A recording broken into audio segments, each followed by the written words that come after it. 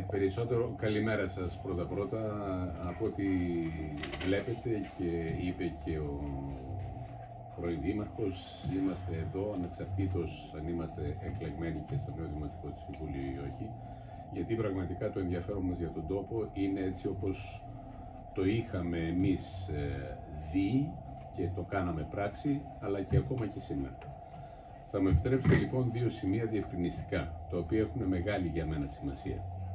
Το πρώτο είναι επειδή πρώτα σε όλους τους τομείς, ακόμα και με τις εταιρείες οι οποίες είναι βραχίονες του Δήμου και με όλους τους συναδέλφους αντιδημάρχους, η Δημοτική Αρχή Κάρμαντζη έκανε όχι απλά βήματα, άλματα προς όλους τους τομείς. Επειδή όμως μιλήσαμε για έργα και προγραμματισμό, θα μου επιτρέψετε να πω δύο σημεία.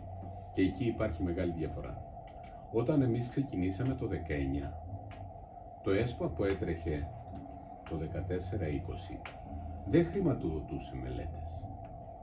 Το νέο ΕΣΠΑ, το 21-27, έχει την δυνατότητα να χρηματοδοτεί και μελέτες και έχει τη δυνατότητα αυτό που είπε και ο κύριος Κάρμαντζης, το να βάλει μια ομάδα από 3 άτομα και να τους πληρώνει η διαχειριστική αρχή για να βοηθούν το έργο της Δημοτικής Αρχής στο να κάνει τον προγραμματισμό για τις μελέτες και να τις εντάσει. Εμείς, αντιθέτως που δεν είχαμε αυτά, βρήκαμε λεφτά από άλλους πόρους. Και θα σας πω νούμερα. Παραλιακό μέτωπο.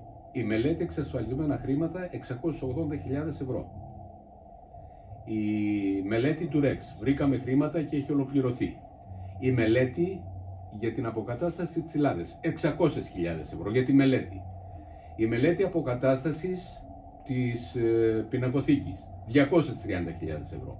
Υπάρχει προμελέτη ήδη για η παλιά λαχαναγορά. Υπάρχουν μελέτες 2 και χρειάζονται άλλες 2 και είναι ήδη τα χρήματα εκεί για το κτίριο της Απλοταριάς.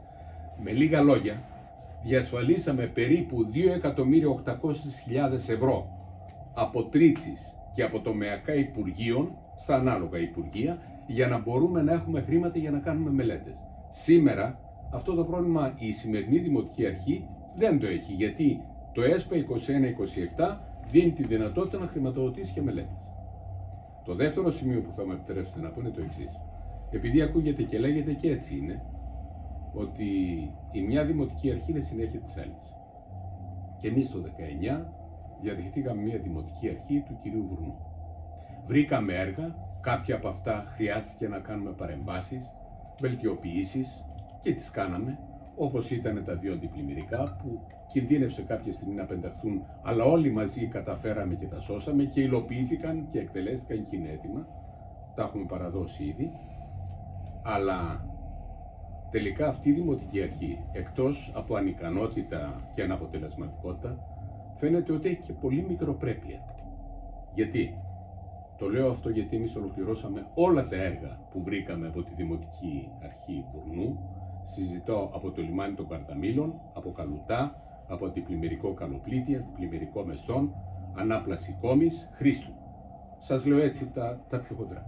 Σε όλα τα έργα είχαμε όμως την ευαισθησία και είπαμε και λέγαμε ότι αυτά είναι έργα τα οποία τα βρήκαμε ανεξαρτήτως αν βελτιοποιήσαμε κάποια από αυτά από την προηγούμενη Δημοτική Αρχή, και όχι μόνο αυτό, αλλά προσκαλούσαμε σε κάθε εγγένεια και τον πρώην Δήμαρχο, τον κύριο Βουρνού.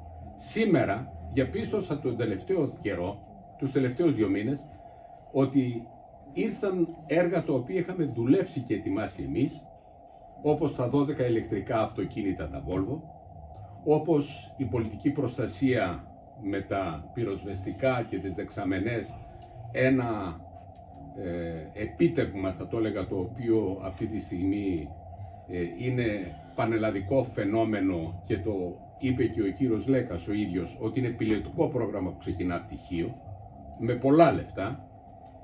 Ακόμα και αυτή την εβδομάδα ήρθαν τάμπλετ υπολογιστές αξίας 3.500 ευρώ ο καθένας, τα οποία είχαν παραγγελθεί από τον αντιδήμαρχο τότε, τον κύριο Πατεριμό, και τα παρέλαβαν σήμερα το βοήθεια στο σπίτι.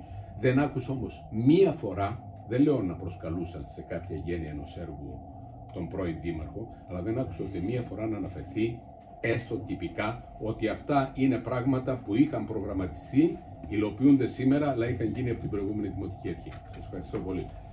Εμείς ευχαριστούμε.